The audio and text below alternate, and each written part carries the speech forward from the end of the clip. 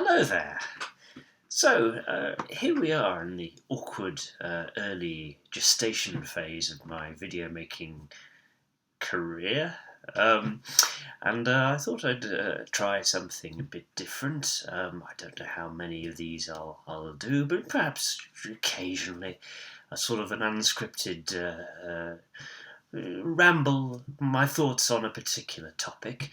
And I will, as I say, not prepare these remarks at all. I will, however, reserve the right to edit a bit if I fuck up monstrously or if I lose my... So, a good one to start with, I thought, even though he's been around for years, is the controversial, subversive graffiti artist Banksy, who has just produced another of his stunningly thought-provoking artworks in Dover, a mural of the 12 stars, I think it's 12, of the EU flag, and there's a worker chiselling off one of the stars because Brexit and we're leaving the EU, or about to. And I don't know how controversial an opinion this is, which is a bit ironic and perhaps hypocritical, since I'm accusing him of being uncontroversial. But I haven't seen it expressed that much. I remember years ago I read an article by Charlie Brooker slating him, but this was when the old media was still slightly relevant. I can't remember seeing or hearing much criticism of him. But anyway, yeah. Banksy is shit. He reminds me of, back in the 90s, one of the last decent comedies the BBC produced, one of the last decent shows of any kind the BBC produced, was The Day Today, a spoof news show with Chris Morris, and they had a character called Brant, a physical cartoonist who would sort of physically enact current events. So there'd be a politician in trouble walking a political tightrope. So Brant would be literally walking a tightrope going, "Arr!" And below him there'd be a circle with water and choppy waters literally written around the outside. The most trite and obvious representation of whatever the issue is. And that's Banksy, trite and obvious, and not at all thought-provoking. I remember in London, probably in the city, he had years ago, he had like a stencil of a rat dressed up like a businessman, like, ooh, workers are like rats. And this EU flag thing, oh, we're leaving the EU, oh, it's like we're literally removing a star from the EU flag. I know, I'll have a worker literally removing a star from the EU flag. And even something like when he went to Jerusalem, I think, a couple of years ago, the West Bank and the wall there, and he had the sort of crack in the wall, and through it you could see a tropical beach. Ooh, what a surprising juxtaposition. Not really that surprising, and just let's knock down this wall, and then everyone will be at peace. And the rocket attacks that daily, I think it's daily in Israel, rain down on civilians in Israel. That'll just never mind about that. It'll all work out. It'll be fine. And even probably the most famous Banksy image of a masked protester throwing not a Molotov cocktail but a bunch of flowers.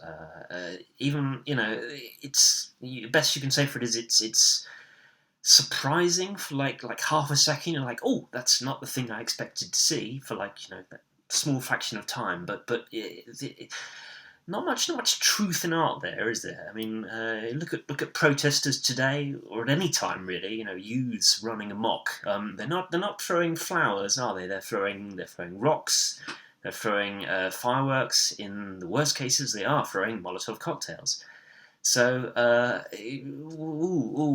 what's he saying? Oh, protesters are really, they're after peace. No, they're out to injure, often unarmed Western police forces. And again, it's like a child's mentality. Let's embrace. I don't know. Let's embrace these protesters because really they want love, and everything will be okay. It is like there's no depth to it. In his defence, Banksy has produced some arresting images, sort of, ones where he uses, the trompe-l'oeil, I think it's called, as a technical term, where you sort of, for example, use shadow to deceive the eye into thinking you're seeing a 3D object, or like, there's one, I think he used like a hedge as someone's hair in one of them. Best example, perhaps, he did the stencil of a maid, like lifting up. He painted a wall to look like a curtain, so it looks like the maid is sweeping underneath this curtain. That's fine as far as it goes, but so much, the vast majority of his stuff, or at least that of his stuff that I've seen, has a message attached to it, and the message is just really, is always invariably trite. And unchallenging. There's no, ooh, bankers are bad. Ooh, what a controversial opinion. Can you imagine Banksy tackling, a properly controversial subject? For example, Asian grooming gangs, or immigration beyond. I think his Dismaland theme park a few years ago, he had like a little remote controlled boat with immigrants that you could steer, but it's not.